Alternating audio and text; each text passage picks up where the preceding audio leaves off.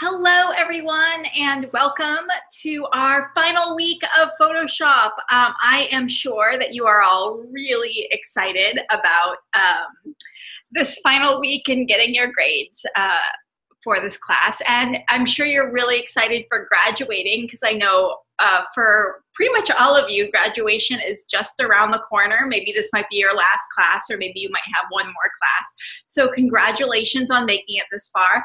I am going to jump right into your assignments this week so that you can get the details on how to do all those and then move ahead with finishing your class. I just want to talk briefly about something that's really important first, and that is the Saturday deadline this week. I know you guys have taken many classes, so you know how it goes, but it's an important reminder.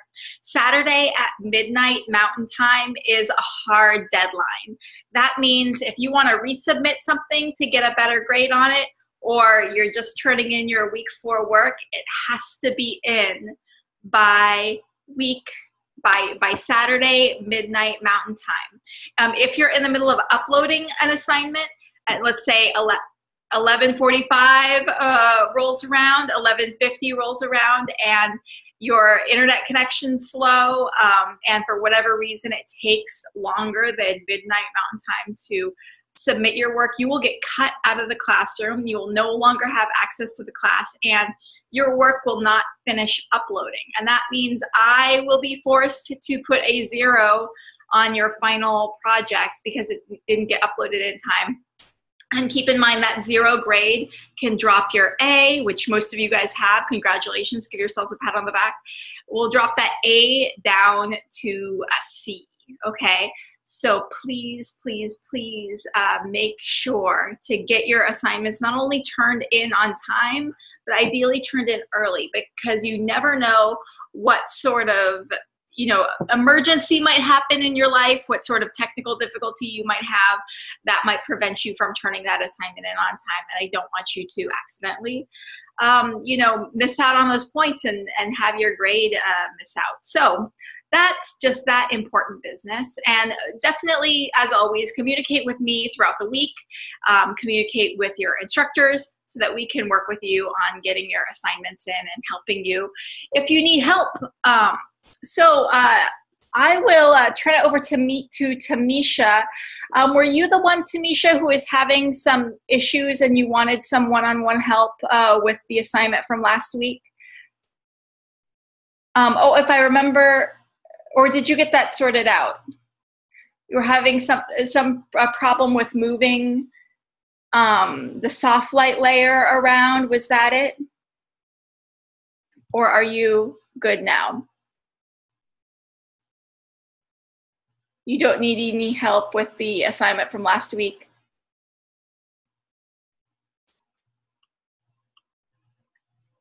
Oh, you got it sorted out. Perfect. Okay. Is there anything else that you need help with or assistance with before we move on to our assignment for this week?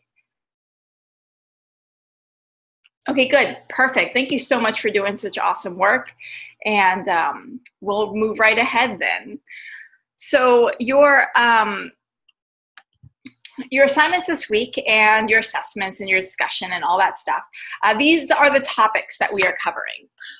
So we're learning about the advanced features in Photoshop. We're going to spend a lot of time talking about the digital painting tools, including making a custom brush so that we can make our illustration projects this week. We're going to talk about how to use the automate features in Photoshop to make a presentation like you would in the real world when you're making a presentation for your clients or for your employers. And we're going to talk about making our designs high impact. So we're going to use a variety of different tools so that we can make our photo/illustration projects as interesting as they can be. And then you're going to be critiquing your own work and the work of your fellow classmates in the discussion board. I just want to remind all of you, because you are so close to graduation and you're definitely going to be taking your capstone class if you haven't already, to please back up your work. This is week 4, so this is the final week. So you have a ton of work that you have done, and it would be really depressing if your work suddenly disappeared and you didn't have it anymore. So please, please back your work up. Take this as your reminder. And that means don't just back it up by moving it to an external hard drive, because what if that external hard drive were to fail? You want to back up your work by copying it, actually making a copy of it, and then putting that copy onto a second disk, whether it is whether it's an external hard drive or whether it's something on the cloud. Please, please do back up your work. And remember, midnight Mountain Time is the deadline for your assignments this week, Saturday, and that is a hard deadline. So your discussion board post this week is all about you getting a chance to critique your own work, talk about your own process, and also critique the work of your fellow classmates. So it's important that you're going to attach or upload your project that you created, and you are going to put that on your discussion board, and you're going to talk about your process for designing it. And I provided an example in the discussion, so you can go ahead and take a look at my example. And you are going to critique, what could you have done better? What was your process for creating the thing? And then you're also going to critique your fellow classmates' work. So you're going to be talking about, what you like about what they did, to use the sandwich technique. And then you're also going to talk about what they could have done to make their project stronger. And if you could possibly use the principles of design that you've talked about in your earlier classes, for instance, contrast, repetition, alignment, and proximity. Talk about those things as you're critiquing your fellow classmates' work. Alrighty, and now I'm ready to move into talking about what your assignments are this week. And what you're doing is you're creating a photo/illustration composite. So you're taking the same photo that you used for your Art Nouveau project, and you're recontextualizing it. So you're doing something completely different. It's not going to be Art Nouveau anymore, but you're going to do something creative with that photo. And ideally, it's going to be something that tells a story. And it doesn't have to be a complex story, obviously, but something that creates a clear feeling, like a whimsical feeling. It could be a horrific feeling. It could be a scary feeling. But you're creating you might think about, making it like a book cover design, but you're using the digital illustration skills and the digital painting skills that we're going to talk about this week. Alrighty, before I move into talking about how to do this, I just saw that we had a couple students join us a little bit late, so I want to reach out to you guys. Do you have anything that you want me to go over? Do you need help with any assignments from last week? Or do you want any questions answered before I go into your assignment this week? This is your time to use me as you want. So if there's anything that you want me to go over before I start going into this assignment, please do let me know. That's what I'm here for. Okay, you guys are good?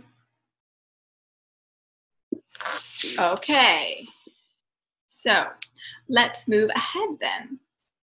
Now, if you go into the classroom, it's really, really important that you take a look at the rubric for how you're going to be graded before you get started on the work, and then also make sure that you follow the directions, because there are specific sizes and there's specific resolutions. So I'm going to bump over to the classroom really quick, and we're going to double check and make sure that we get all our sizes and resolutions down, working the right way.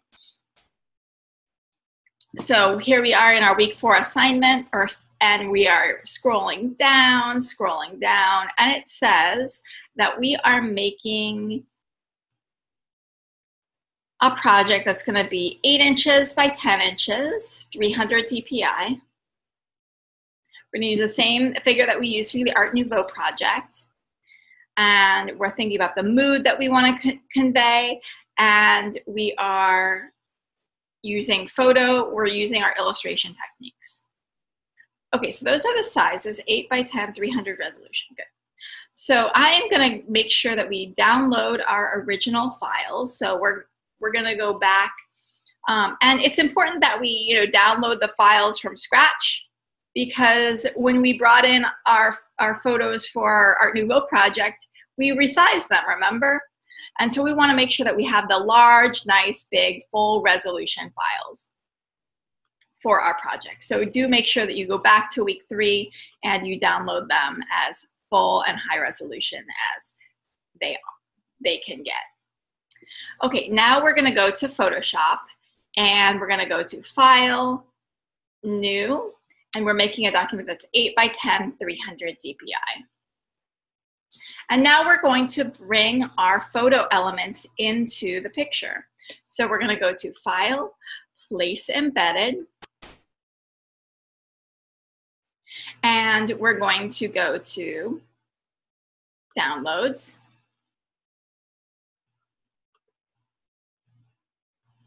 And we're gonna hit Place.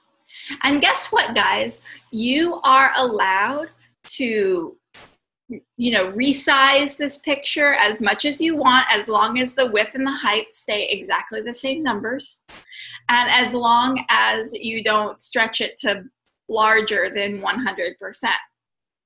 So let's say I wanted to hold down the Shift button and resize this. Like so. Again, that's right now it's 103, so that's a little bit too big. So we want to make sure that we shrink it down. Now we're under 100%, so that's good. So if we wanted to resize it that much,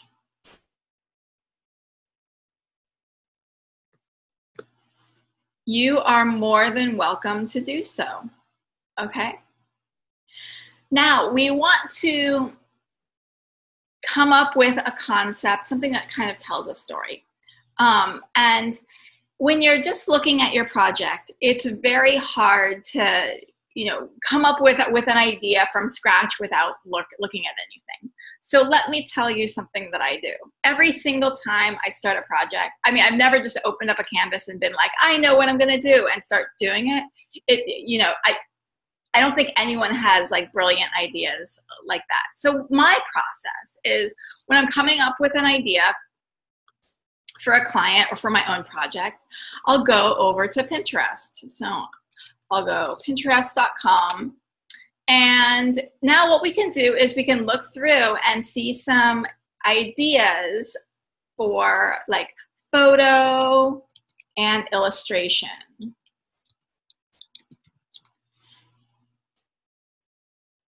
So here are some different ideas that we can kind of get inspiration from for our project. So, this is kind of cool. So I'll hit save, and I'll save it I'll make a new board. I'll call this photo illustration.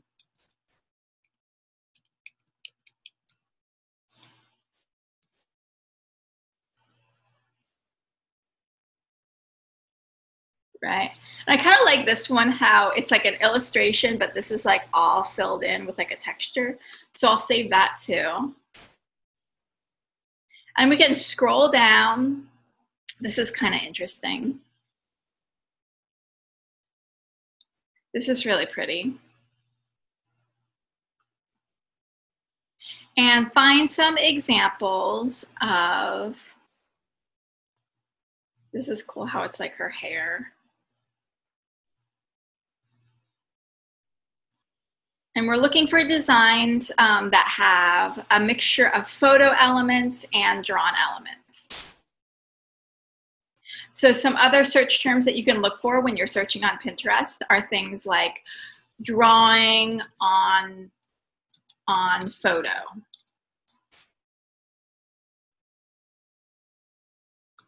Right, and here's some other interesting ideas.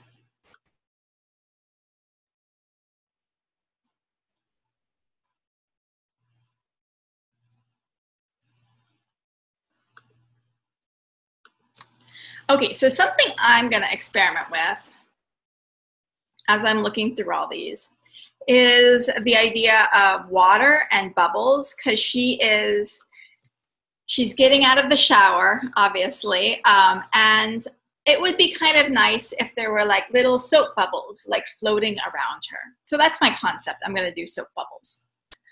First, in order to make my soap bubbles, I'm going to make some brushes that will make it easy for me to instantly make a bunch of different soap bubbles everywhere. So together, let's learn about how we can make Photoshop brushes. So give me a smiley face. Has anyone ever made a Photoshop brush before?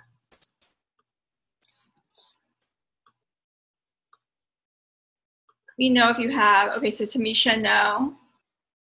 Perfect. Well, there's a couple of different ways to do it. I'll show you a super easy way. Then we'll kind of experiment with some different ways. So what you do is you make basically like a black and white stamp. So I'm getting my brush tool out.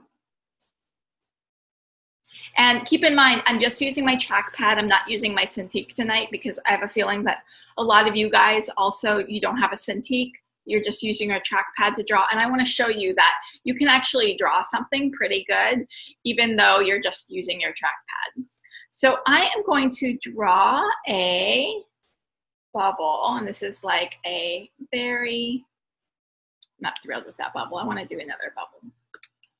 See, when it's with your trackpad, you're going to get like some imperfect edges. That's okay. I'm just going to fix this little part right here. There we go. And I'm just going to get my eraser out.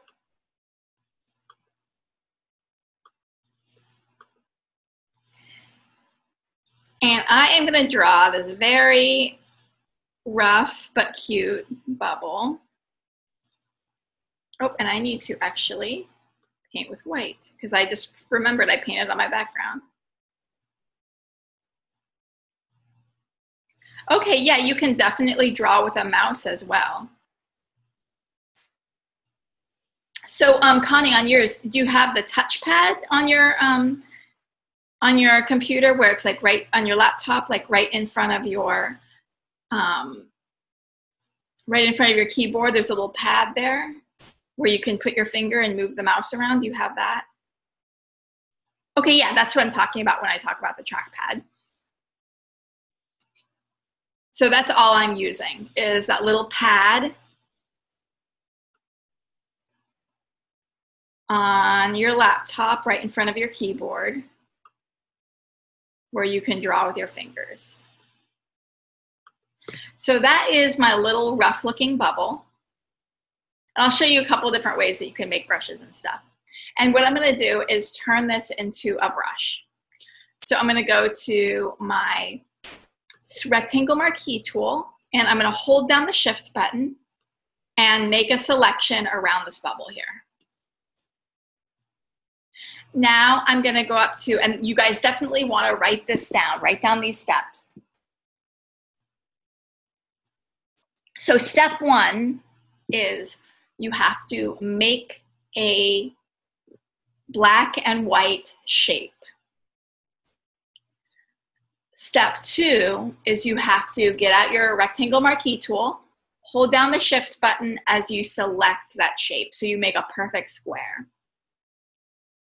Step three, and you gotta write this down, you go up to edit at the top of the screen and you go to define brush preset. So edit at the top of the screen and then you go to define brush preset. And I'm gonna call this bubble. And I'm gonna click OK. So now we have this bubble, and I think this bubble's gonna look cute if I have some kind of like darkish blue color for it. So I'm gonna select dark blue. And eventually I'm gonna use background color as well. So I'll use a slightly lighter blue for the background color.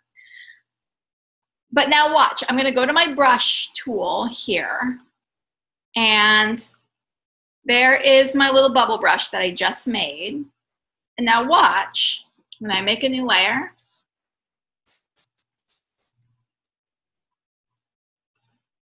I can now stamp and make these bubbles all around her. Now the problem though is that they all look the same. They're all pointing the same direction. They're all, you know, relatively the same size. They don't have that kind of random scattered look that might be more bubble-like and cool.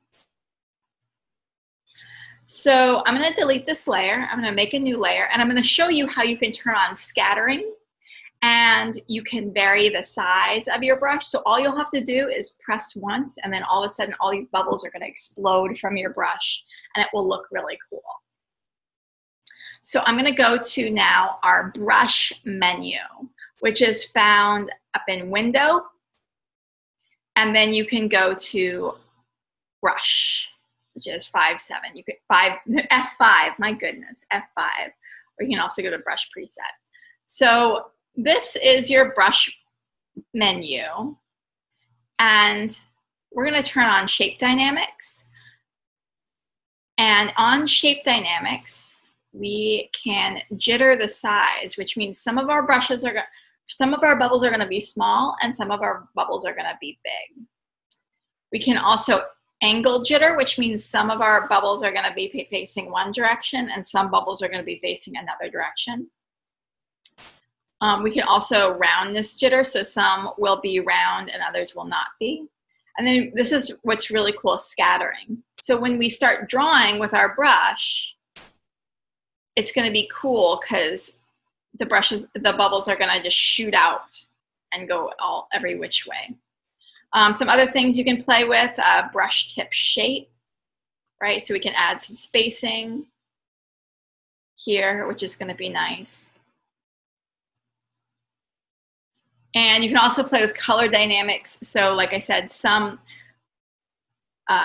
you know, we'll jitter the foreground and background. So some of them will be dark and some of them will be light. And then once you've played with all these settings, you can save them permanently by going down to the bottom of your brush panel here and clicking Creating New Brush. And I'll call this Bubble Brush Scatter.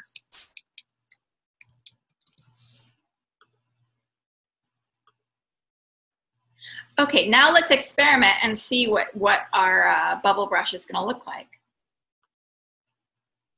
So see, now instead of like having to stamp to create these brushes, to create these bubbles, all I have to do is click and drag, and see all these bubbles are everywhere like that. Isn't that kind of cool? So that's one type of bubble brush we can play with. And I'll use our same shortcut keys, left bracket next to the letter P to reduce the size of our brush, and right bracket to increase the size of our brush.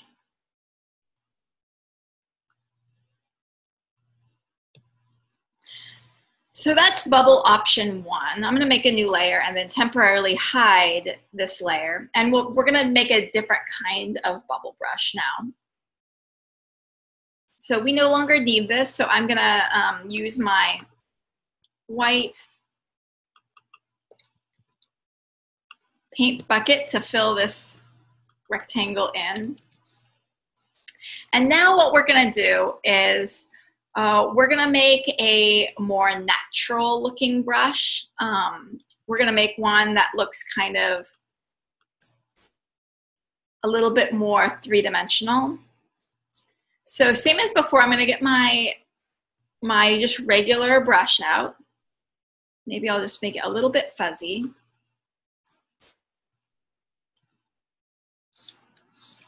And then with kind of a low opacity,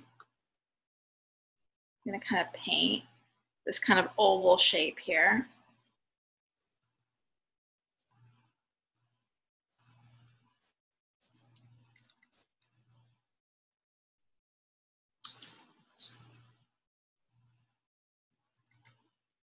And then here, I'm going to make kind of like that area of reflected light.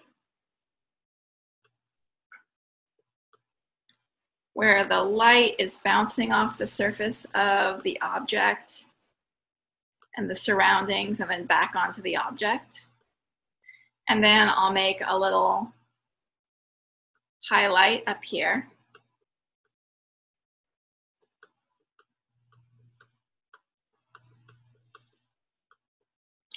And then I'll blend this by going up to Filter, Blur, Gaussian Blur. There we go, nice little round bubble. And now I want to give it like a harder edge. So I'm going to get my ellipse tool out.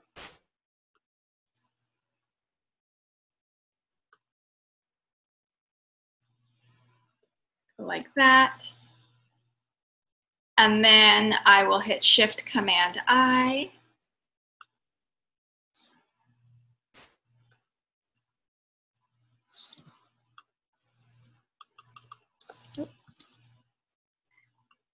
There we go.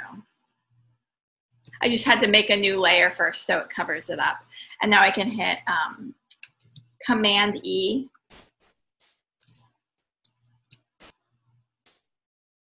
And now what I'm going to do is invert this. So I'll hit Command I. Then I think what I'll do is I'll add a little bit of my smudge tool in there.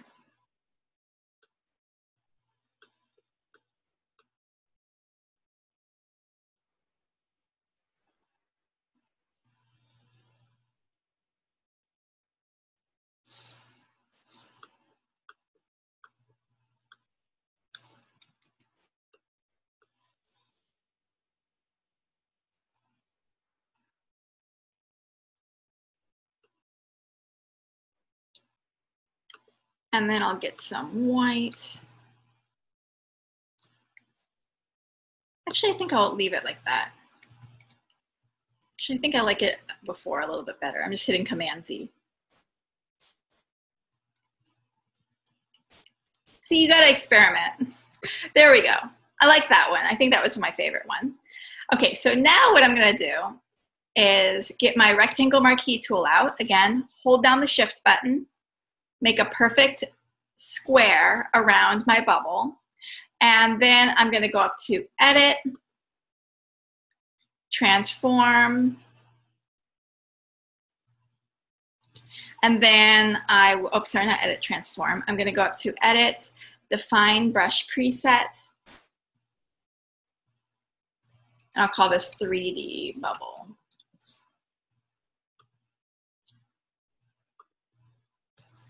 Okay, now this 3D bubble brush is not going to look very good unless it's on a slightly darker background.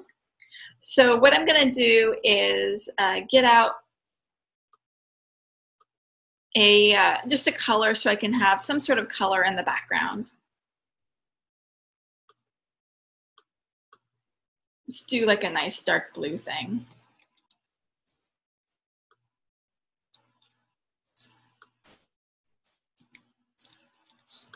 Start light.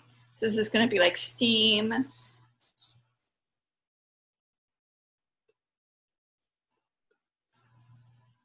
do something like that. And then I'm going to make a new layer. And I'm going to use a lighter blue color. So kind of like a really light blue. And then like kind of a darker, slightly darker blue.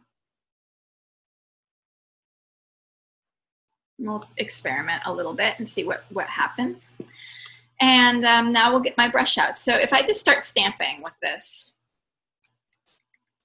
like I said, not going to look very realistic, right? Just looks like stamping some bubbles. Not very good. So I'm going to turn that scattering on. So I'm going to make a new layer. And then I'm going to go to our window, Define Brush Preset. And also F5 on your keyboard. And we're going to go to Brush Tip Shapes, and we're going to turn on some spacing. And we're gonna go to shape dynamics. And so we'll do a little size jitter. So some of them are gonna be small, some of them are gonna be big.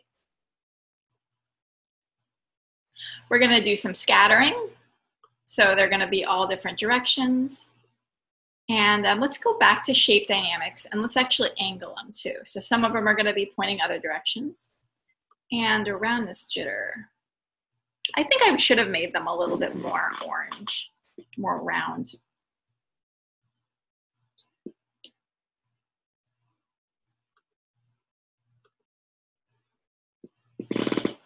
Alrighty, that looks good for now. I'm gonna save this and I'll call this 3D brush scatter.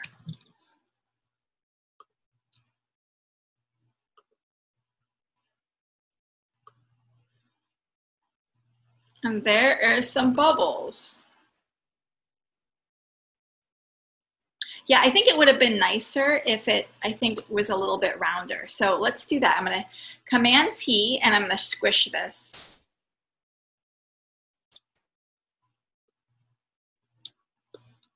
Command D to deselect. Then I'm gonna get my rectangle marquee tool out. I'm gonna hold down the Shift button, make a perfect square around it. And now I'm gonna go up to Edit, Define Brush Preset. And I'll call this Round Bubble.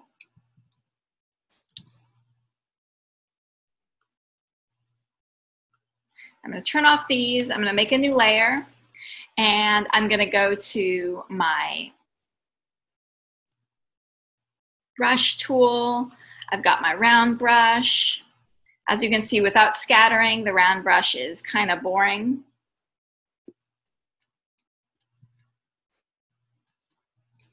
But once I go up to Window, Brush, and I turn on scattering, and do some shape dynamics, so do a little size jitter. Angle jitter, yes, no, yes. Roundness jitter, maybe just a little bit. Brush tip shape, we're gonna put in some spacing. Good. Save it, and I'll call this Round Bubble Scatter.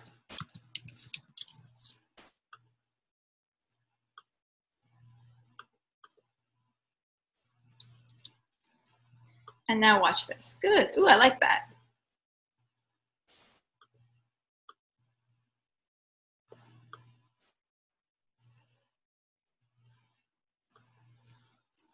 And now right now my opacity is at 30%. So we can certainly experiment with increasing the opacity. Doing something like that.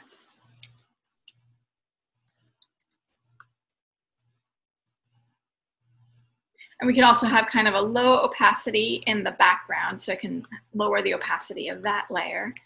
And then I can increase the opacity of another layer. So we can do something like that. So it's just like, how many bubbles, what kind of bubbles do you want? That sort of thing.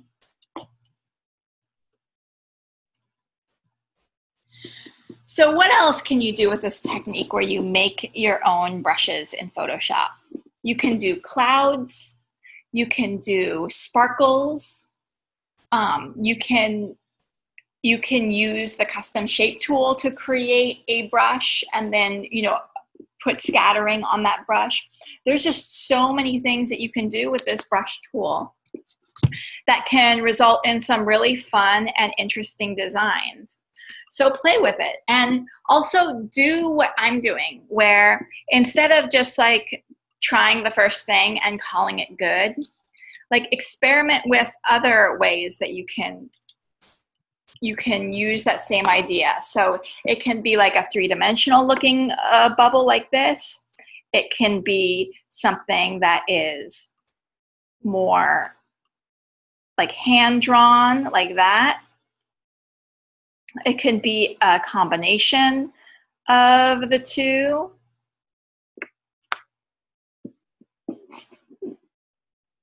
Like, so experiment and have fun with it.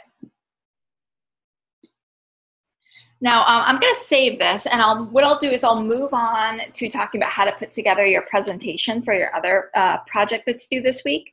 And then if you want, I can get back and I can show you some other different things that you can do with your brush and your drawing in Photoshop. So we're going to save, let's back up and go to the classroom and make sure that we save this correctly.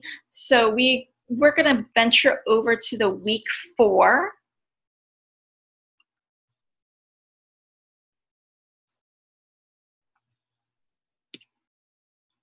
And it's asking us to save this as a JPEG. So as always, save your native file format by going to File, Save As. And you should have, for each of your classes, a folder on your desktop. So we have our schoolwork folder there. DES460_week4_assignment. And then, put your name. And then we're also going to save the JPEG. So I'm going to go to File, Save As,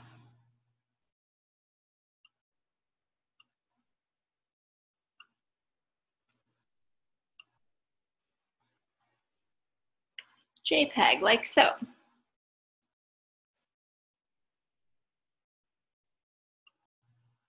And you'll turn that in, but really important, we're going to put together a PDF presentation for your assessment this week, where you're going to show off the assignment that you made for week 3, and you're going to show off the assignment that you made for week 4, and you're going to put them in a PDF. And in addition to just putting them in there, you are going to also make the title page, which needs to be 8 inches by 10 inches, 300 DPI. So let's do that. And by the way, I'll show you what the finished product will look like.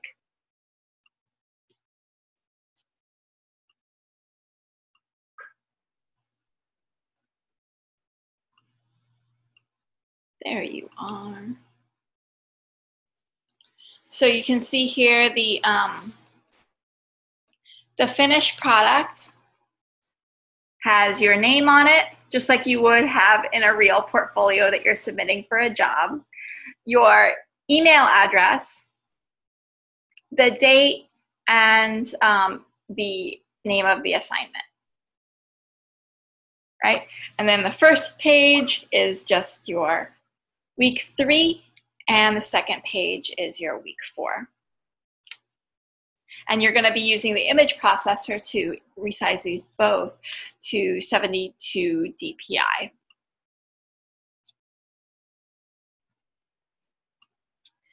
So I'm going to go to File, New, and you guys can do this, I'm sure. You guys know how to make a new document that is 8 inches by 10 inches, and you know how to use the typography tool to make your name on a document.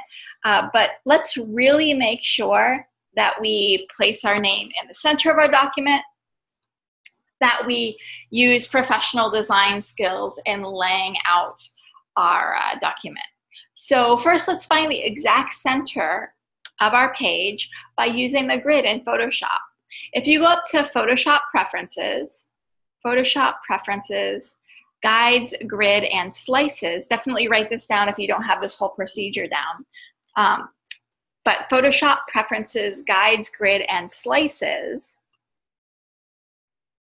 will enable you to set up a grid that will show you the exact center of your document, which is really, really handy. So I selected Grid, and I made my settings so that it's a grid line every 50%. And that way I'll see that center.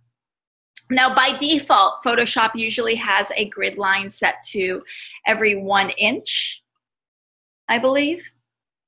So be sure to change inches to percent and grid line to every 50%. And that way, when you hit Command apostrophe, remember Command apostrophe is the shortcut key that will bring up the grid in Photoshop. That will now show you the exact center of your document, which is pretty handy. I'm going to go to my text tool, and I'm going to choose a nice font, a font that doesn't draw too much attention to itself, but also has a nice, elegant look to it. And I'm going to go to, I'll use a Dito.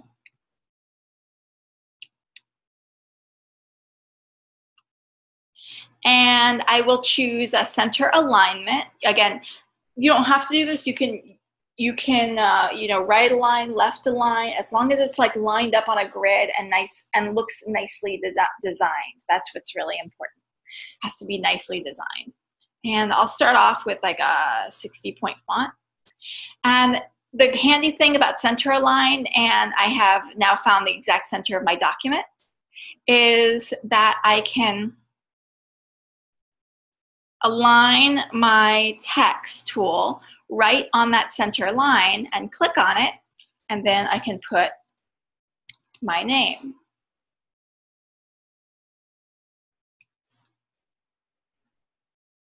And now I don't want my name and my email address to interfere. I'm going to make my next line a little bit smaller.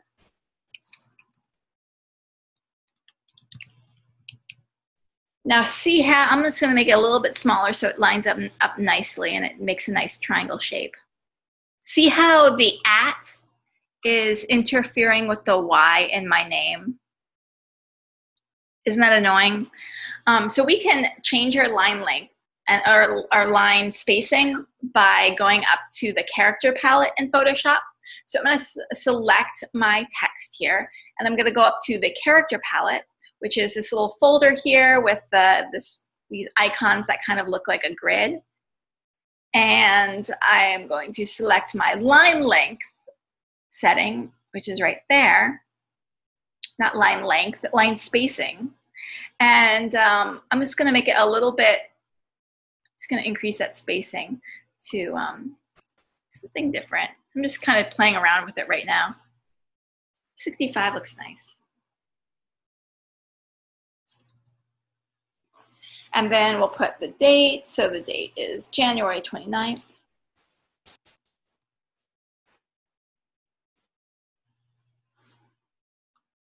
And what else needs to go on here? Let's take a look.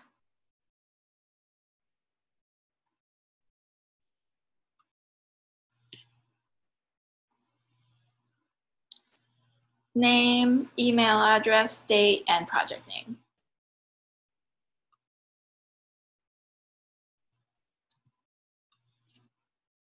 I want to put that all on the same text layer. So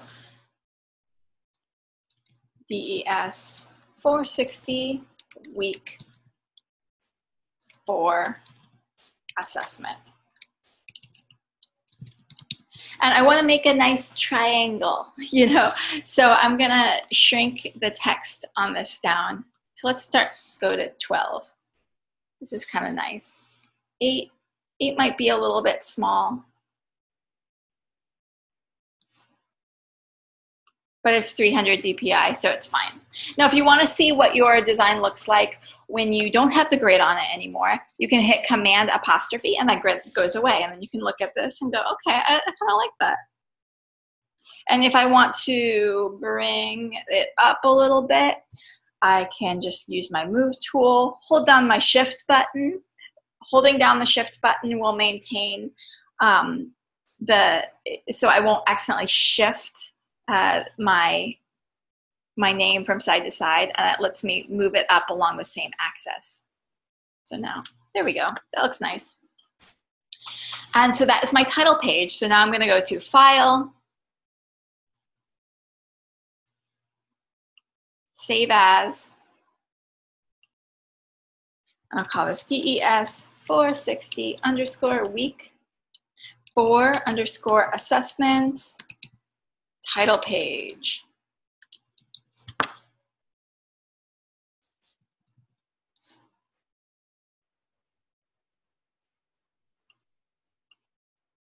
Okay, Next, we're going to use the image processor to make this title page, to make our week 4 assignment and our week 3 assignment all the same size.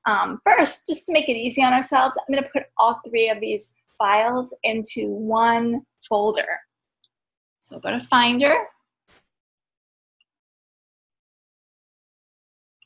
go to our schoolwork folder. I'm going to make a new little folder in our schoolwork folder, and I'll call this DES460Week4 assessment. And so in here goes our title page,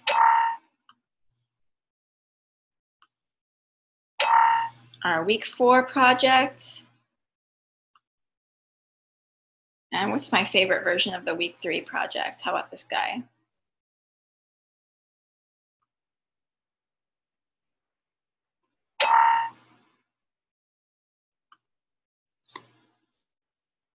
Now let's use image processor. So I'm going to go to File, Automate. Just kidding, File Scripts. File Scripts, jot that. I'll give you guys a second to jot that down. File Scripts. And we're going to go to Image Processor.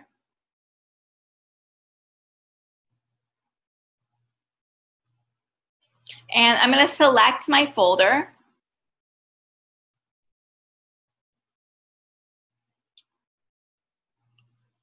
Which is right there.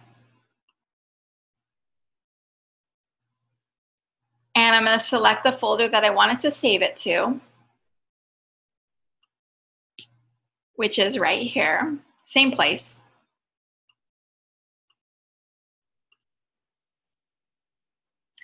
And we're going to save it as a JPEG, and we're resizing it to, I need to do a little math here. We are resizing it to be 72 dpi. So if it's an 8x10, that's 300 dpi. Hold on a second. Let's math this for a second. We're gonna go to image size. So if it's at 2400. So we're making it 576 by 720. 576 by 720. 576 by 720. 576. Remember that, 576 by 720. 576. So we are resizing it to 576 by 720.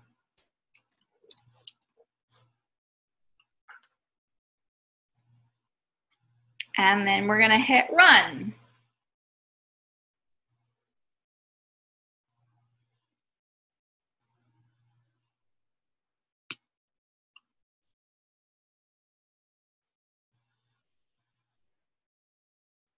I have a feeling I forgot to change the folder back.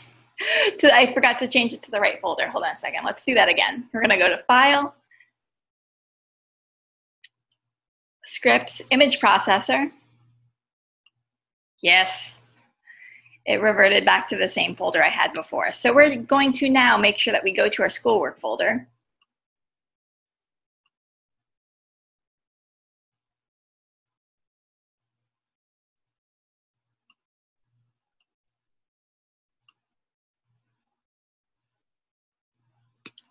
Perfect, and we're gonna run. There we go.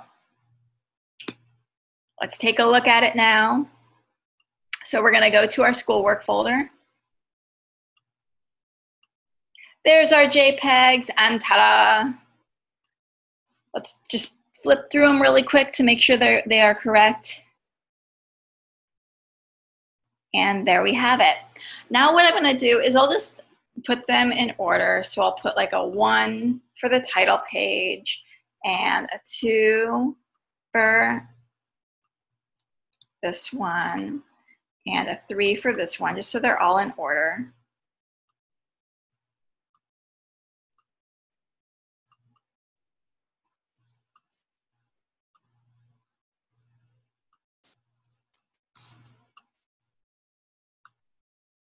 And now we are going to use our automate feature to make a PDF presentation. So we're going to go to File, automate PDF presentation. File, automate PDF presentation.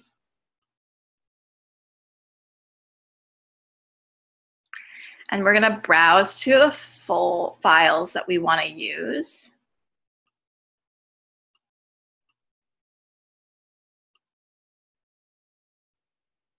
They are in the right order. And we're going to just simply make a multi-page document. And then we're going to hit save. And we're going to have it saved to the same folder.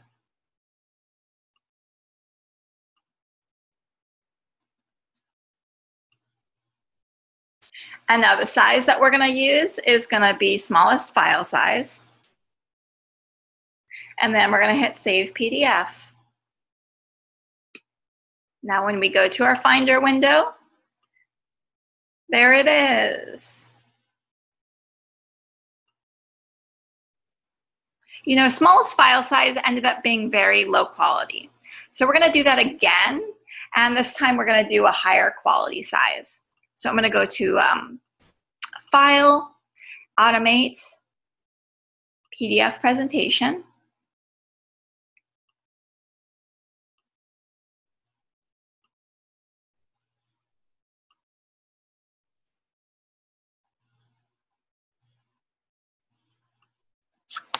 And we'll name this DES460_Week4 assessment. And this time, instead of selecting smallest file size, we will select press quality.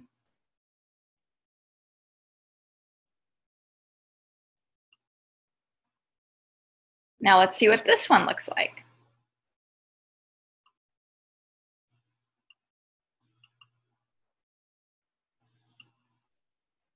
Ooh, much better. So let's compare the two. This one was smallest file size. You can see that the text is really blurry. And then this one is press quality. So a lot clearer.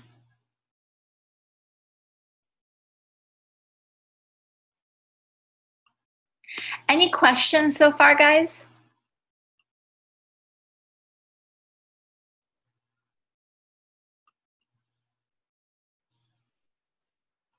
Yeah, definitely. So since you guys are shrinking these down to 72 DPI and then converting them to a PDF, now normally if it was like 300 DPI and you were uploading something to the classroom, you know, that 300 DPI would be really slow to upload. But since this is 72 DPI, I think using press quality is going to be fine. It won't take it too long to upload. It'll still be a nice small file size.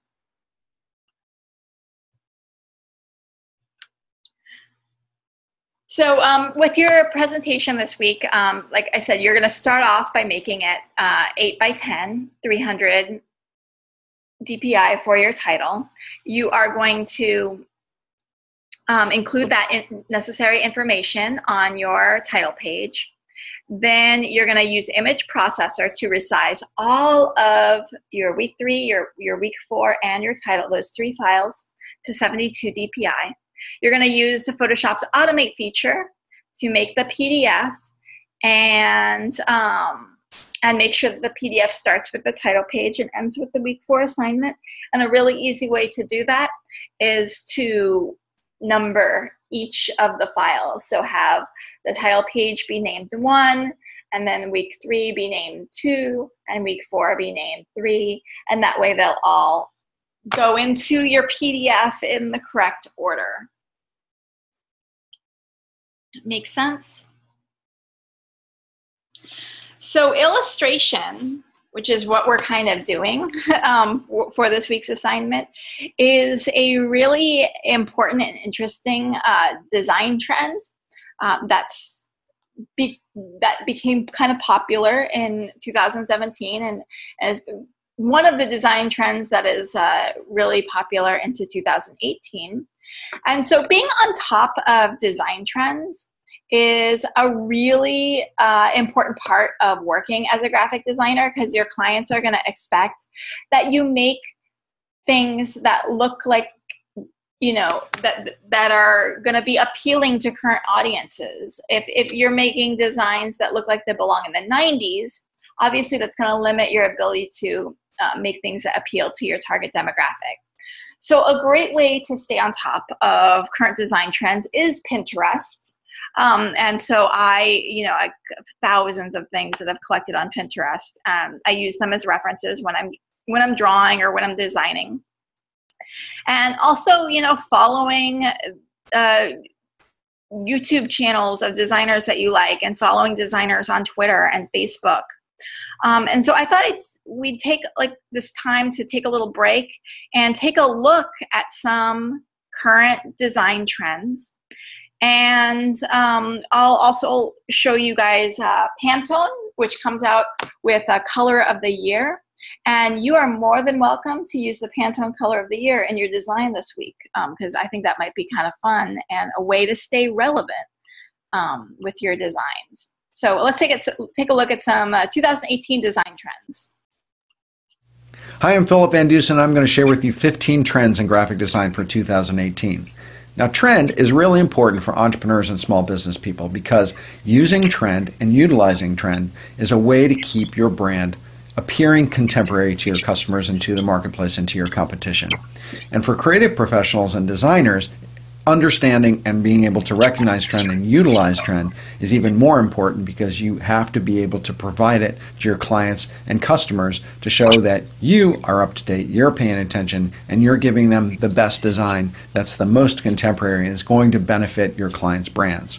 So with that, let's jump right into it. Okay, trend number 1, disjointed text. Disjointed text is a really interesting visual take on photography. And that is truncating the letter forms. So it becomes a very kind of abstract take on the letter forms. And so it's a great way to kind of bring text into a design, but keeping it illustrational and keeping it very much of a kind of a design element rather than something that you read. Trend number 2 is brightness. So using a lot of really bright garish color. It has a kind of 80s feel, the type of color that's being used, but it's super bright, super neon, and it's juxtaposed with opposing colors. Trend number 3 is glitch. This is one of my favorites. I'm seeing it everywhere, and I haven't seen it a lot in past years, but it's definitely showing up a lot now. And that is an imagery that looks like it's being kind of transformed or broken up by some sort of digital interference. So I think glitch is a really cool technique. Trend number 4 is color channel. Color channel is a really cool looking trend. It's if you took some imagery and you broke out all of the colors, CMYK or RGB, and then you took those channels and overlaid them with a level of transparency to each other. It's a really cool technique, and I'm seeing it both in text and also in imagery.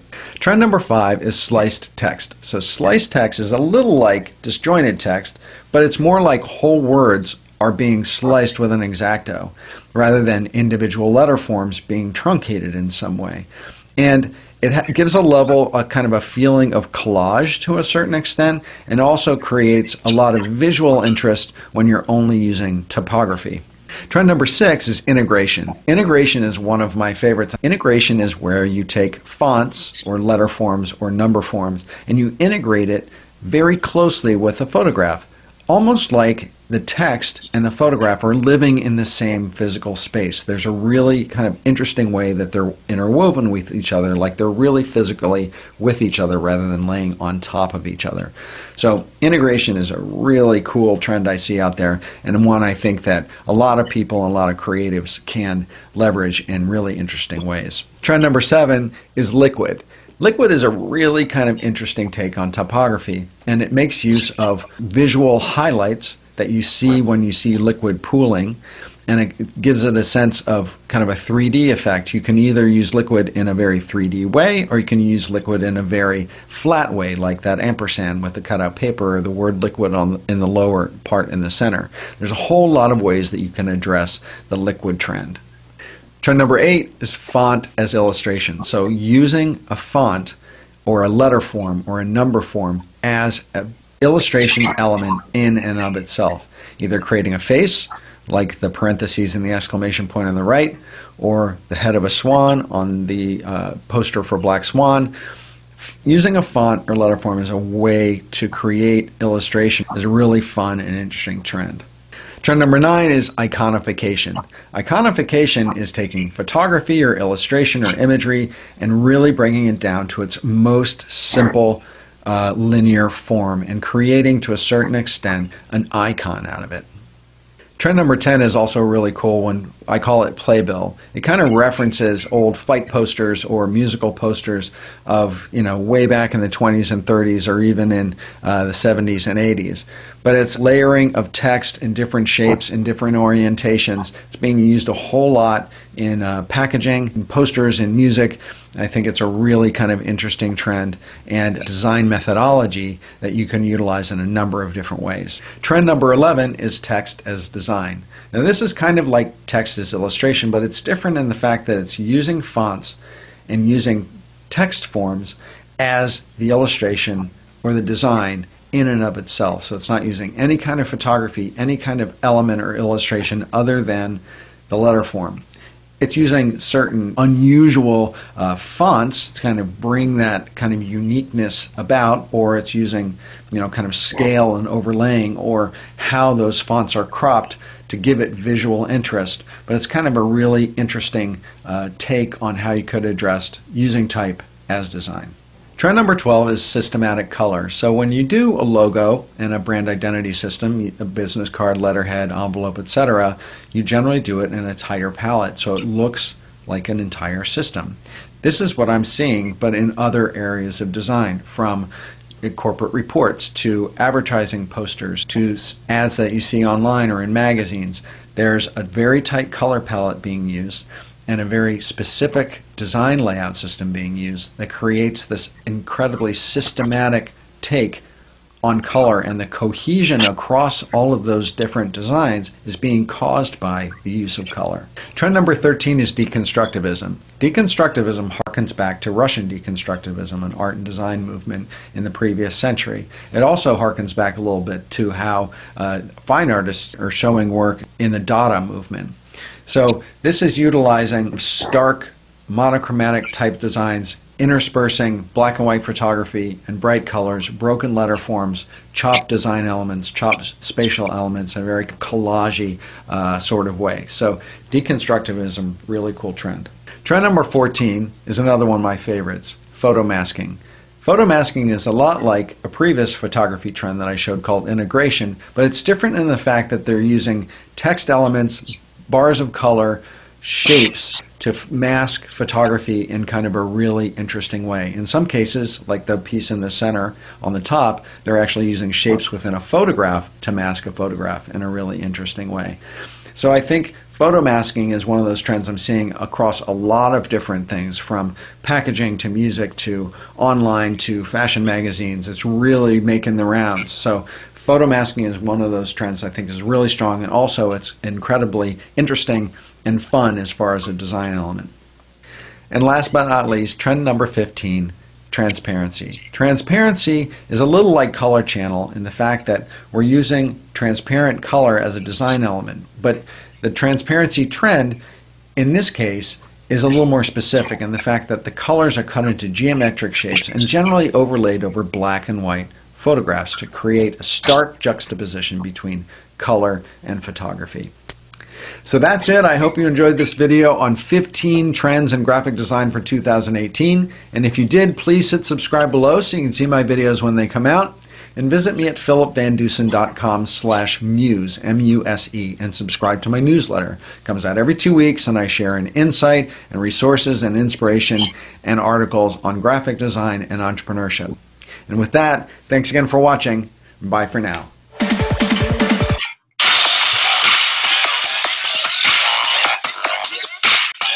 Alrighty. We can use some of those ideas from our 2018 design trends in our project this week. For instance, I will reopen it. That idea of like the color overlay and the color transparency. That is something that we can totally incorporate with illustration. So what I'll do is I will turn off these layers for now. And I can experiment with this. You know, I already have kind of a little bit of that color transparency happening down here. I can experiment with putting it on the multiply blending mode just so that I can get a little bit more of the subject showing through a little bit. And then I can make a very geometric shape. Maybe that might signify like water from the shower, and then use that on that color transparency as a brush. So let's go ahead and I'll go to make a new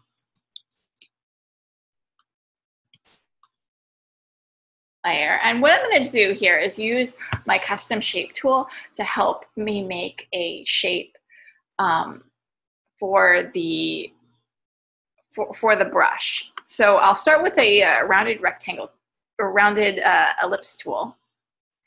And I'll start with a shape, and we'll make it black, of course. So I'm gonna hold down the shift button, and there I've drawn my perfect circle. Now remember, you can alter any shapes that you make simply by, oh, come on now. I'll get my path selector tool out to help me, right? And I can hold down the command button, come on. That point does not want to select.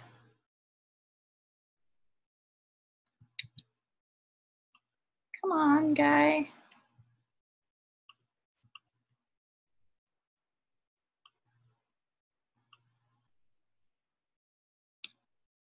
I'll put my pen tool on here.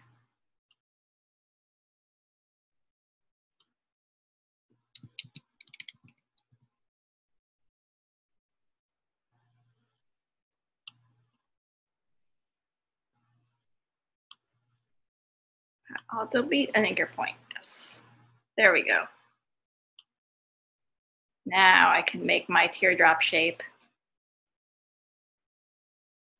And see, sometimes when like one thing isn't working, you can always just like, okay, so my path selector tool wasn't working. I will use my pen tool instead.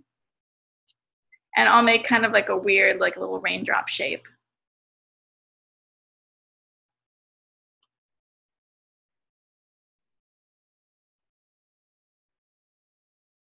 I actually like that shape better. Yes. Perfect. Now, what I'll do is I'll Command T to rotate it.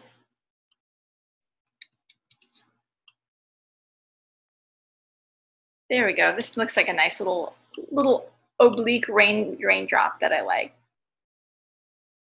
Yeah, it does kind of look like a fingernail, doesn't it? And then what I'll do is I can I just want like a little bit of like a shine, or just like a little weird, like little shape down at the bottom. So, you know, even if I could just duplicate this shape, turn it white, shrink it down.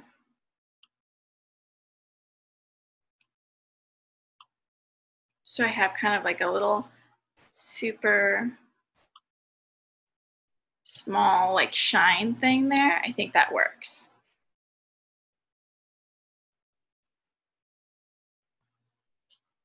And now I'll merge these two together, Command E. I'll have to rasterize them first. So I'm gonna go up to Layer, Rasterize, All Layers. And then I'm gonna go to Command E. There we go. Now that I have so I drew my weird little kind of oblong shape as a vector object, as a custom shape, and then I rasterized it. So now I can use my rectangle marquee tool to select it, holding down the shift button so I make a perfect square. And now I'll go up to Edit, Define Brush Preset, and I'll call this Water Drop.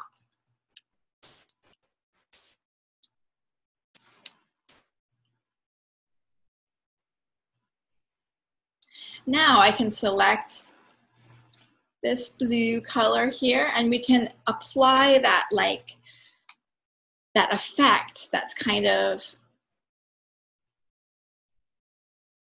what he was talking about. And obviously, I'm not going to leave it like this. But I just want to show you. If I take that and then I kind of reduce the opacity, I have that transparency effect. I'm not going to do that, though. I want to put scattering on this. So I'm going to make a new layer. And I'm going to go to my window up at the top of the screen and then click on Brush or F5. I'm going to turn on Shape Dynamics. So I'm going to have size jitter, or my spacing is going to jitter. Shape Dynamics. Should I experiment with roundness? Yes. That looks cool. Angle. No, I want them all facing the same direction. Size. Yes. Scattering. Yes. Okay, now I'm going to put this on the multiply blending mode. And we'll just experiment with some different ways that we can make raindrops. Obviously, I don't want the raindrops covering up her face. So I can easily just erase the ones that do end up covering up her face. But that's kind of something that we can experiment with. You can also opt to make a bubble this way too. I think I liked my bubbles better. But we are also, you have a whole bunch of tools available to you in the custom shape library. And you are welcome to turn any of those custom shapes into a brush. And so let's see if, you know what, this raindrop here looks so much better than my raindrop that I made. So I'm gonna go ahead and draw that raindrop.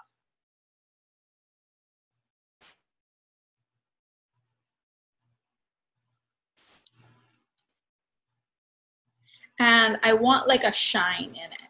And there is this little moon shape here that I can kind of maybe use as the shine. See if I can find that moon.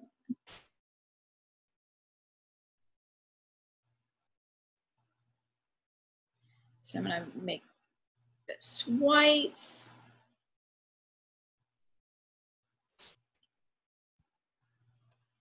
And I'm gonna rotate it.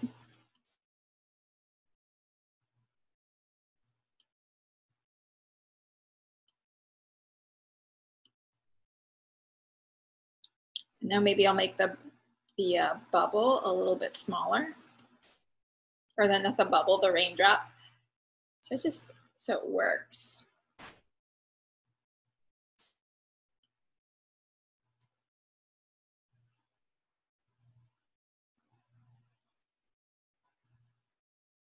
And now I'm going to merge these two layers together after rasterizing them first. So I'm going to go up to Layer, Rasterize all layers, and then hit Command E to merge. Now I'm going to get my rectangle marquee tool out, hold down the Shift button, select my shapes, and I can go to Edit, Define Brush Preset. I'll call this Raindrop.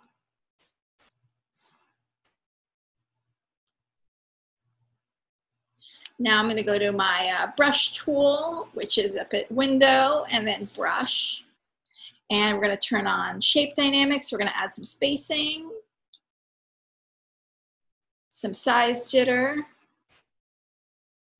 some scattering. We're going to save this.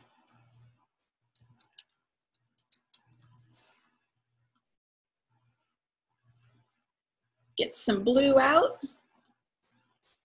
Make a new layer, put this new layer on multiply, and let's see what happens.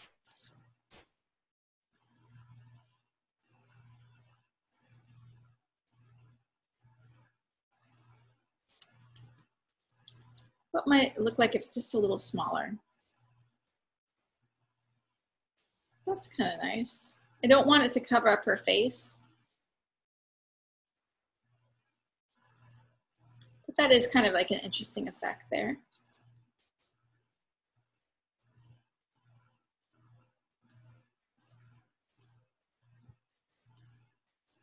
And then I can get my eraser tool out and I'll just erase the few that kind of end up going where I didn't want them to go.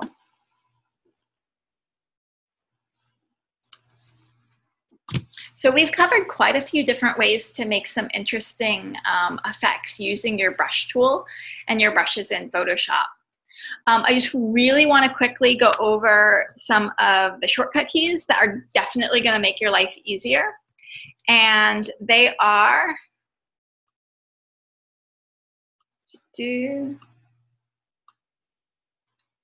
first, the left bracket, which looks like this, makes your brush size smaller.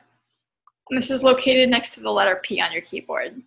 The right bracket, which looks like this, makes your brush size bigger. X on your keyboard toggles your foreground and background colors. So now I'm painting with white, and now I'm painting with blue, just by hitting X. The numbers on your keyboard adjust your opacity. So if I type 1 on my keyboard, I'm painting with 1% opacity. If I type 8, I'm painting with 80% opacity. If I type Shift and then 1, I'm painting with 1% flow, which affects the rate that the color comes out of your brush. And this feels more like a pencil because it's coming out slower. If I type Shift and 9, I'm painting with 90% opacity, which feels more like a marker. Okay, cool. So you guys got the brushes. Excellent. And now let's talk about, again, design trends.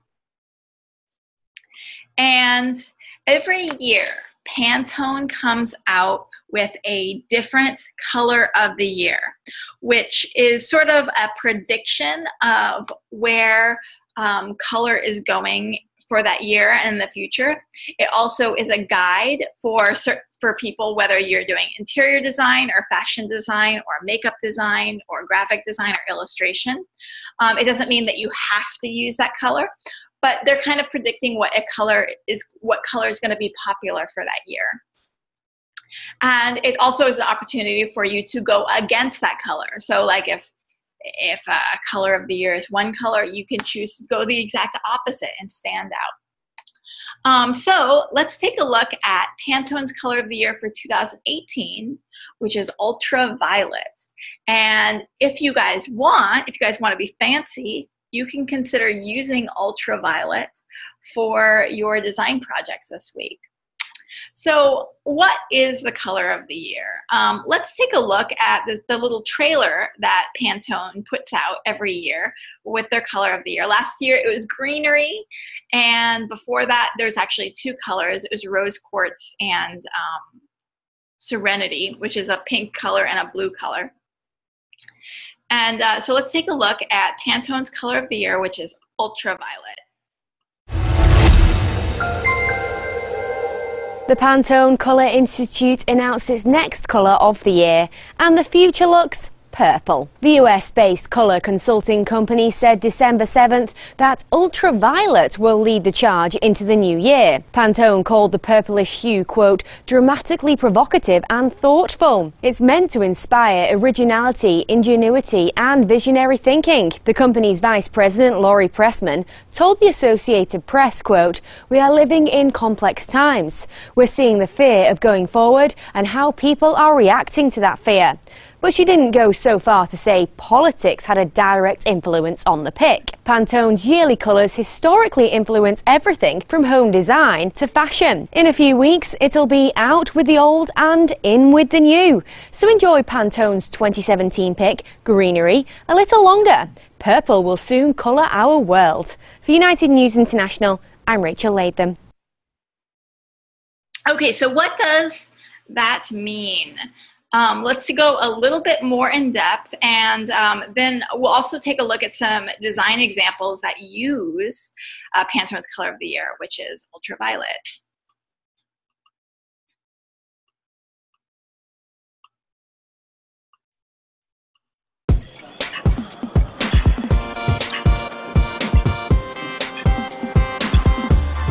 I'm Leah Treseisman, the Executive Director of the Pantone Color Institute.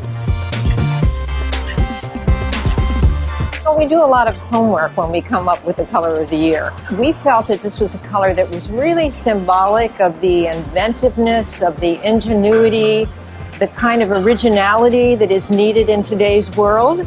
And ultraviolet, from a psychological standpoint, is the color that best represents feeling of going forward, a feeling of what lies beyond where we are now, the color of the galaxy, the color of the cosmos, all those really inventive ideas that are captured in one color.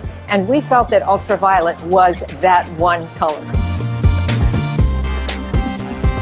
Actually, everything that's out there is inspiration for us, particularly in nature, in the world of art, the world of entertainment.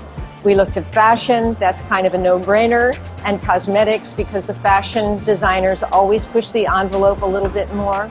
All of this plays into the homework that we have to do in order to arrive at the color of the year.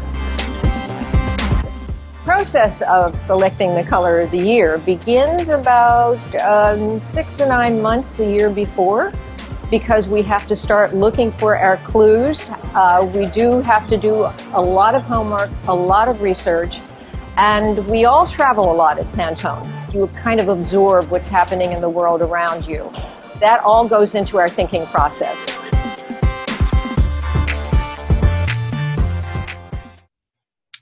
Alrighty, so let's take a look at some color of the year designs that use ultraviolet. So the best place to go, of course, is Pinterest. And so we can either do a search for ultraviolet. We can add graphic design.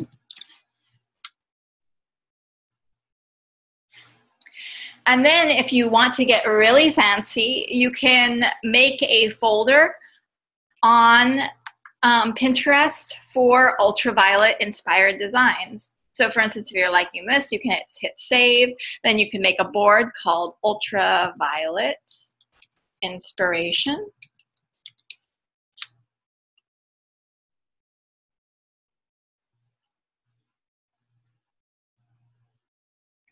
And then scroll through, and when you see something that you like,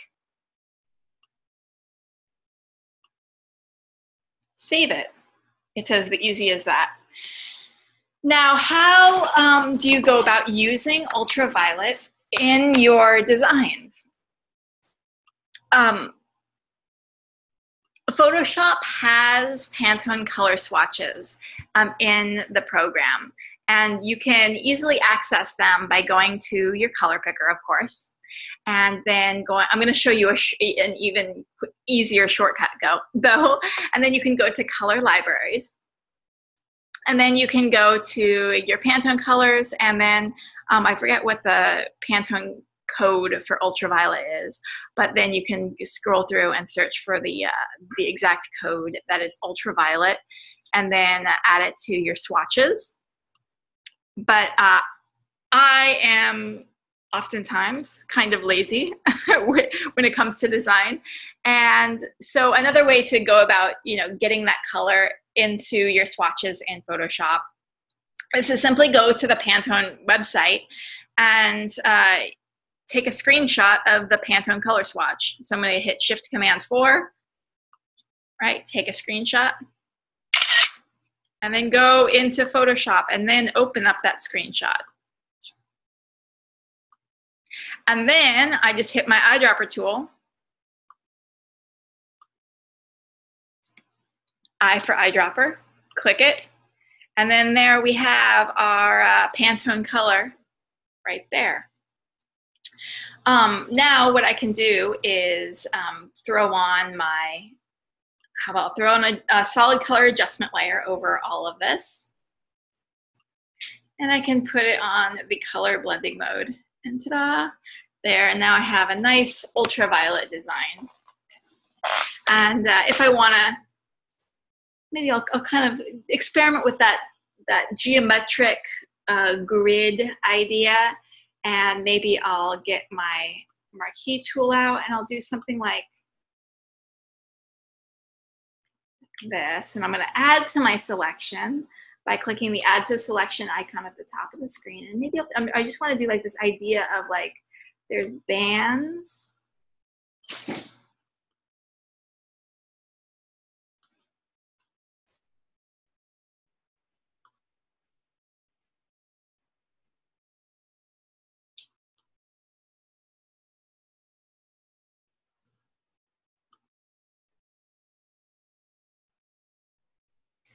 And then I can get my, either my brush or my paint bucket. I'll start with my brush because I kind of like when it's soft and fuzzy like this. I'll paint on my layer mask. So make sure that your layer mask is selected. And we can go kind of like, oh, isn't that nice? There's like,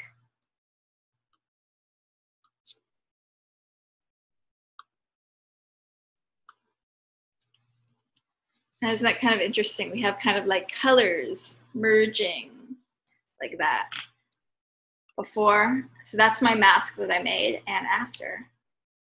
And it kind of has a little bit of that glitch art feeling to it. And it's nice because we can see her face and her skin color through and she's not purple anymore. But this is another kind of interesting thing that you can experiment and do with your design.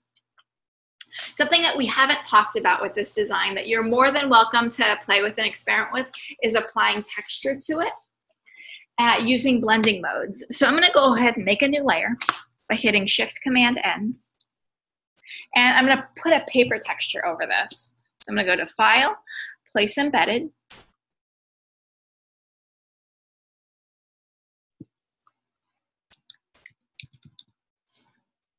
You know, I have tons of textures in here. We'll find a good texture. Stone texture, no. I like this texture here.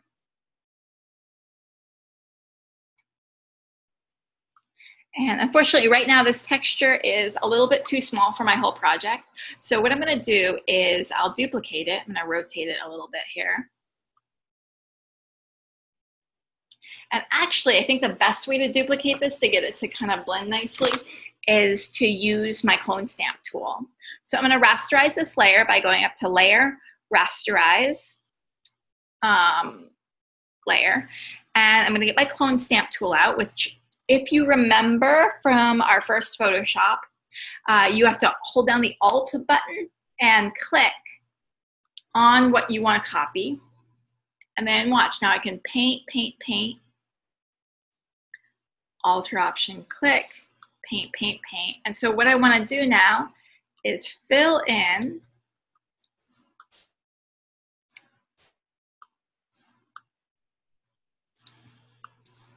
everything with this texture.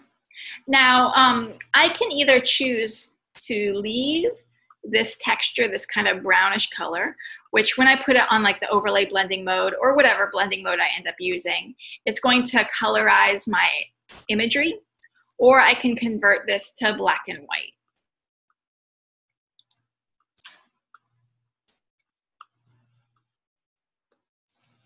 So watch what happens if I take this texture and I put it on the overlay blending mode.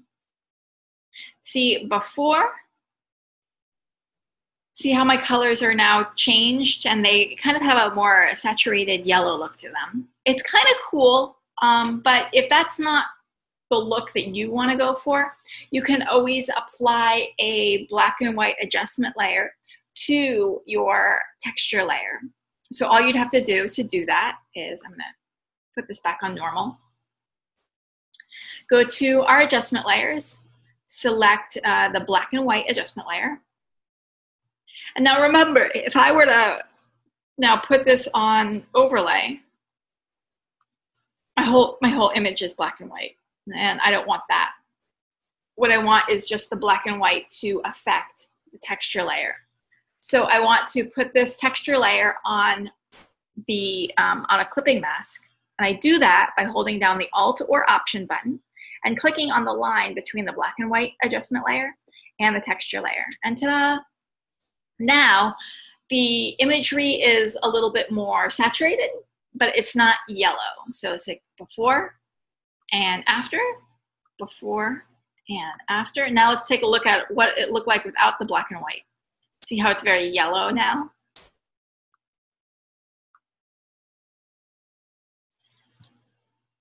So some other things that you can do with your with your blending modes, you know, include like multiply. Where multiply, you're gonna only see the dark showing through. And with multiply, I would definitely recommend brightening up a whole lot. Color burn is gonna increase the saturation and the darkness of the colored areas. Linear burn, just flip through and see what each of these does. Obviously, some are gonna be more effective than others for what you intend to do. I think screen might look nice if we masked away her face and allowed her face to show through. And some of them might look good if you just kind of lower the opacity a little bit.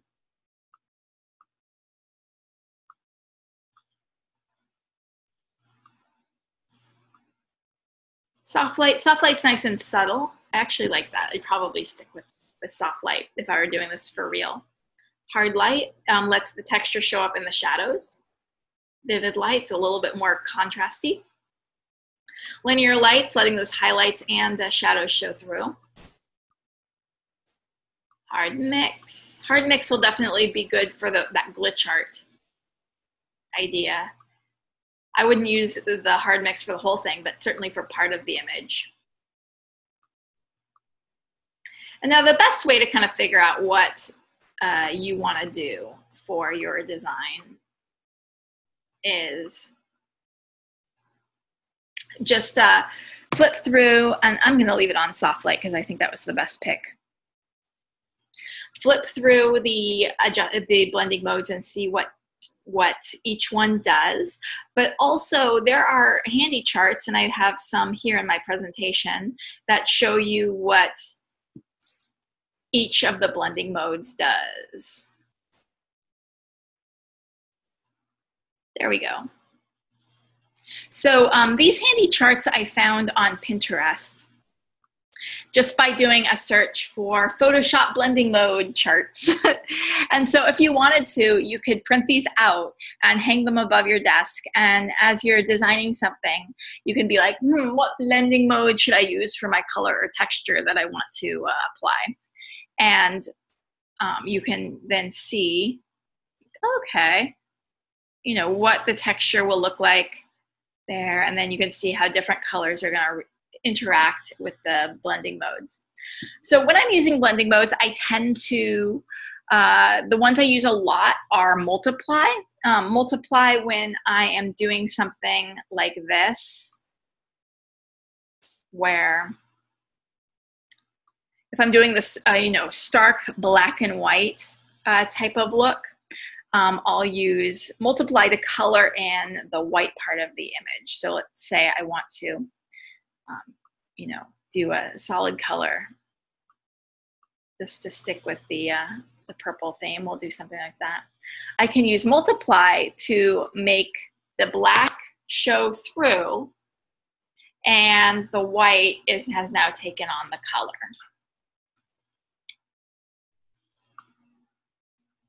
Now, I use the color blending mode if I want to maintain the same values in my picture, but I just want to colorize them. So this is especially useful if you have a black and white photo and you want to hand paint or hand colorize it.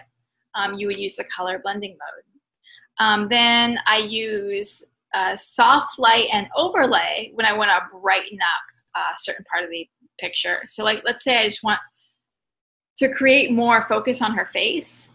And so I can, you know, get a big white spot.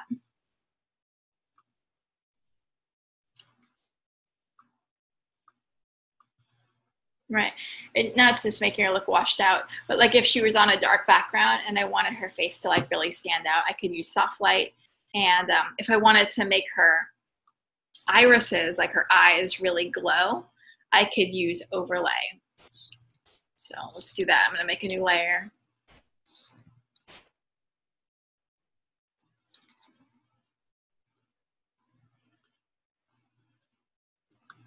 So say I want to make her eyes really glow. I'll put this on the overlay blending mode. And let's see. Before, after, before, after. A way to whiten someone's teeth is by using the saturation blending mode. So if I go to make a new layer, and I'll put this new layer on saturation, what I can do is I'm painting with white on her teeth, and right now it maybe looks like her teeth are turning gray, but I'm actually just getting rid of the yellow.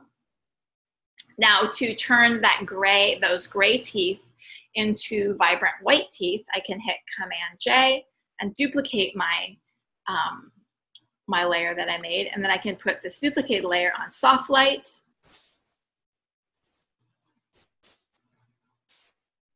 And so if I had soft light just by itself, her teeth would look brighter, but still a little bit yellow, right? By using saturation, we get rid of that yellow, and now they're looking more pure white.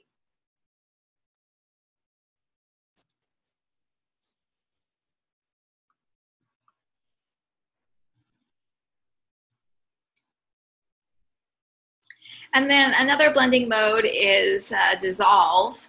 And dissolve is handy when you are when you lower the opacity of the dissolve layer. So right now I'm painting on dissolve with a soft brush, and it appears to be speckly. If I lower the opacity, you can see, you can get this kind of speckly look, which is great if you're making an animated GIF and you want to animate stardust, or you want to animate like glitter or speckles. Dissolve is great for that.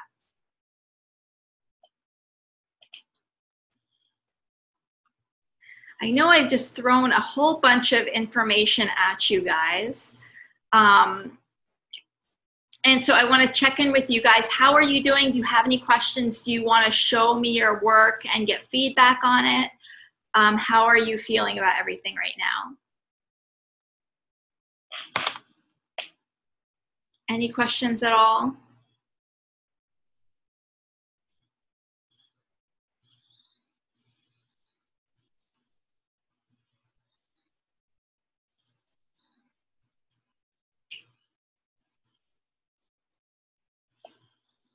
Alrighty. Well, you know, what I like to focus on a lot of in week 4 is moving forward in you know, your career. And many of you, because you guys are graduating, you may be wondering, like, how am I going to continue to improve after school is over? And how can I, you know, start really working on taking my art to the next level? And I just have a kind of a short, inspiring video on a student just like you who continued to evolve as an artist after she left school, and what she did to evolve. And you'll see that a lot of what she did was to improve herself and to improve her art is to look at references. And even though she's talking specifically about illustration, I think it's very relevant to graphic design, because for us to improve as graphic designers, we need to look at references, and we need to like get our ideas from other designers. So take a look.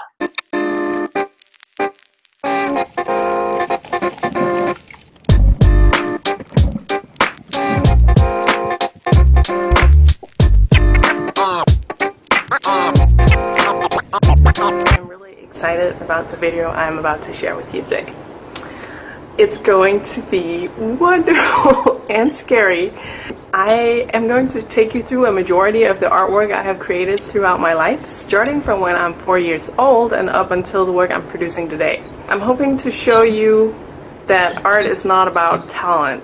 Like, learning how to draw is just persistence. It's spending a lot of hours. It's putting in a lot of time. It's just practice, you know. So I hope looking through all of this artwork, you'll see, you know, all of the really poor drawings that I created when I was younger. I hope that you'll see how, you know, one step leads to another. You gotta produce those not so great drawings to be able to produce the really good ones later on. So let's get started on this. First, we have a drawing from when I was 4 years old. It's an outline of my hand. It's followed by a couple of pictures of when I was little, a portrait of my mother, and some horse drawings. I was very much into horses for a long time. So a lot of these early drawings are just, you know, childhood drawings. It's funny seeing how you go through different styles throughout your teenage years as you kind of develop mentally and physically. I was very much into vampires for a while. In 2003, I gained a much deeper interest in doing artwork. I picked up color pencils and I started doing a lot of fairy-inspired artwork. This artwork was based on Brian Froud's book Good Fairies, Bad Fairies. Now, despite of doing so many drawings at the time, I really didn't understand how to improve my drawings. I was producing a lot, but I was not using reference very often. I think this self-portrait is one of the only ones I use reference for. And unfortunately, that kind of reflects itself in the quality of the artwork. The lack of reference and the lack of a visual library just caused a lot of frustrations and struggles in not being able to draw what was in my head and what I saw in the world around me. I also hadn't really learned how to draw from life yet. In 2006, I got my first Wacom tablet, and this was going to be a big game changer for me. It was also the year that I was enrolled in my very first art school, and I learned how to study art. Now, despite learning how to study and going through all of these great practices, I still didn't quite understand what my teachers were trying to tell me, that by doing all of these, I would, you know, overall become a better artist. I can't say that I really applied myself to the studies. I just wanted to draw my own thing, and I kept practicing with digital, but not doing good studies of the digital work. It wasn't getting where I wanted it to be, so I became really frustrated with my artwork. Around that time, I met two illustrators that lived in New York City, and seeing their work and talking to them, I started to realize that if I wanted to become a good artist, I really had to apply myself. And I had to practice, I had to be serious about my studies. And that's when I made the conscious decision that I really wanted to be an illustrator. I wanted to apply to art school in the US because the schools in Denmark were not offering what I was looking for. And to apply to school in the US, I really had to work really hard. So I started drawing a lot more than I ever had before. Every day I would draw and practice and try to understand shape and color and anatomy. And it was very difficult because I was still studying on my own. But it paid off because in 2010 I was accepted into Pratt Institute of Art in New York City. I packed my suitcases, I said goodbye to my friends and family, and I moved to the US. And I began my year at Pratt Institute, which was without a doubt the best year of my life. On the first day at Pratt, there was a teacher who held a lecture to welcome us to the school, and he told us about a previous student who had said to him that during the foundation year he found that he never knew he could do so much. And those words really stuck with me throughout my time there.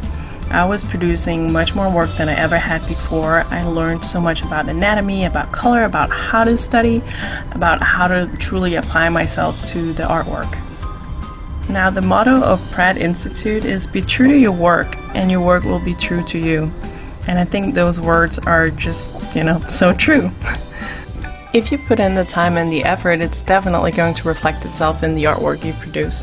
That being said, it takes a long time to learn stuff, so while you mentally might be able to grasp something from, you know, being able to do that and then being able to actually process it and put it out through your hand really can be really difficult, and it can take a lot of time to do so. This Little Red Riding Hood piece was a big milestone for me. It was my first really successful digital piece, and I was extremely excited about it. It kind of spun my artwork in a new direction. It also marked the end of my time at Pratt Institute. I couldn't afford the tuition, so I had to stop studying. Now, I started working on my own personal projects instead. The first one was the Fairy Pinup Calendar, which I worked on throughout 2011 and published in 2012. At this time, I still had a lot to learn when it came to anatomy and color and things like that, but doing my own personal projects and self-publishing like this really helped me to learn good work ethics and how to put out a product. Those are very important skills to have as an illustrator. This is especially important when you're just starting out. You have to hire yourself while other people are not hiring you yet. And by hiring yourself, take a story that you really like, illustrate that, add that to your portfolio, and that way you are showing potential clients that you have what it takes to make a beautiful product. Now, I really loved going to art school and I wanted to finish my degree, so in 2012 I applied to the Cooper Union Art School, which is a full scholarship school in New York City. Unfortunately, it's extremely competitive, so I was not accepted. In 2012, I started working on my second personal project, a Trollkin calendar. It was based around Scandinavian folklore and had a lot of, old stories from Scandinavia. It's very near and dear to my heart, having grown up in Denmark. All these personal projects also served as great practice to improve my work. In 2013, I began my career as a freelance illustrator and I got my first jobs, and it was really fun. I enjoyed doing that. I started getting torn between working digitally and working traditionally. My digital skills were quickly getting a lot better than my traditional skills, but I always felt like traditional artwork seemed more like real work, like real art, whereas the digital was just on the computer, and although you print it out, you don't have an actual product. But despite of that, I just have a really deep love for digital art. I love working digitally. I love the way, the effects and everything you can create. Always being able to paint on top, and of course having an undo button. My traditional work is not as far along as my digital work is, but I think the only reason for that is because I practiced a lot more with the digital.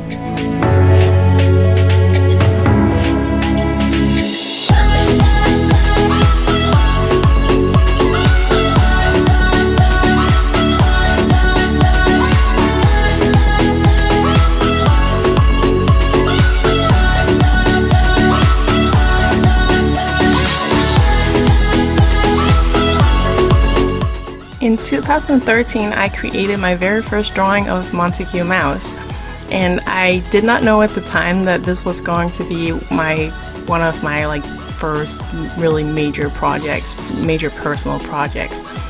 I really liked the drawing, and the character just kind of begged to be something more. I brought the drawing to conventions and people kept asking about it and if there was a story behind it, and it just kind of told me that I had to do something more with that.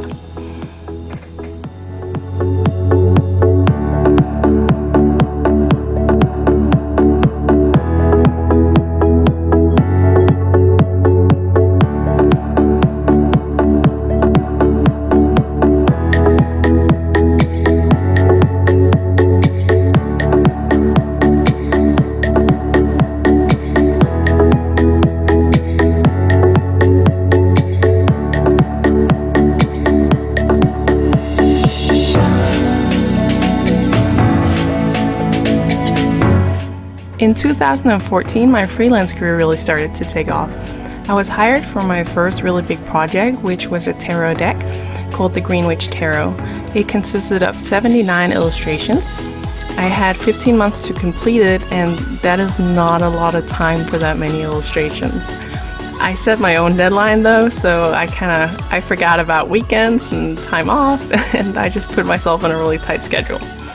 Nonetheless, it was a really wonderful project to work on, and I learned so much from it. I think my art skills have improved considerably since then. It's impossible to do 79 illustrations and not learn quite a bit from it, but I'm still really happy with the result of the deck. I will at some point do a full video on how to illustrate your own tarot deck.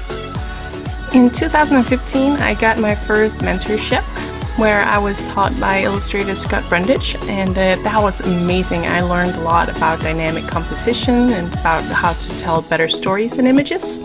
It's also the year where I won my very first award for an illustration, so I was so excited about that. Another big thing that happened in 2015 was I took on a traditional drawing challenge called 30 Paintings in 30 Days, where you have to create a painting every day for a month. And this was really an eye-opening experience for me. I learned a lot about how to paint traditionally as opposed to just painting digitally. And it really seemed to resonate with the people who like my artwork. They were really thrilled about the paintings. I sold all of them except for 2.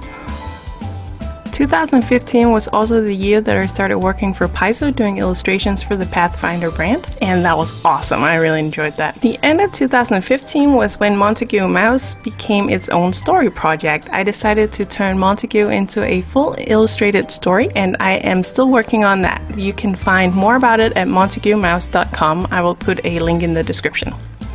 I think the Montague project helped spur a lot of growth in my personal work. 2016 kind of marked the year where I started grasping a lot of things that I had been trying to learn for many years, and I think my artwork took a big leap forward. During the year, I just mostly focused on my client work. I'm not showing all of it here because I've chosen to focus this video mainly on my personal work.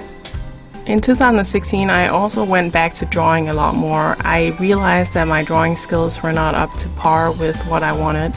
And so I began using my sketchbook a lot more and just really trying to learn how to draw well.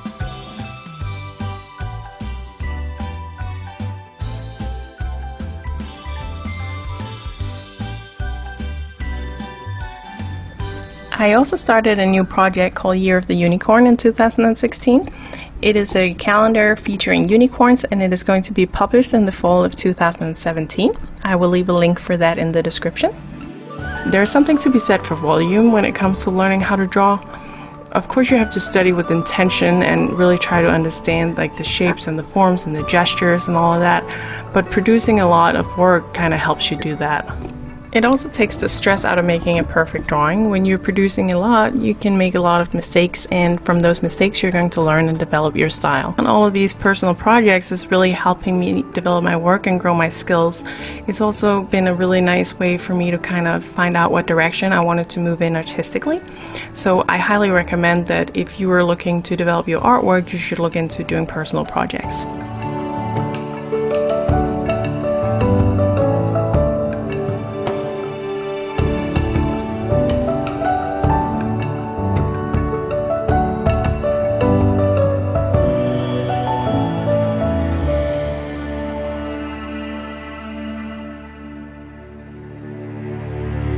That is all for now, and thank you so much for watching. Like and subscribe if you enjoyed this. See more content, and I look forward to seeing you again next week. Alrighty, so we are learning illustration this week here in Photoshop, and but I think what she covered in her video is worth way more than just her, obviously her beautiful Photoshop illustrations and her traditional illustrations, but what you need as a designer, whether you're an illustrator or a graphic designer. You have to continue to push yourself after you leave school. So that means making personal projects for yourself. So, you know, she wasn't able to continue going to school, but she made a calendar that she self-published. And then, you know, she continued to do these other projects.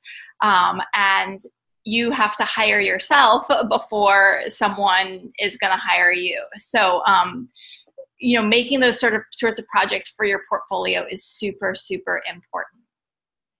And that's pretty much kind of covers everything that I wanted to talk about today. I'll be more than happy to leave the last 4 minutes open if you guys have any requests for anything that you want me to demonstrate, or if you have any questions. If not, you are free to go.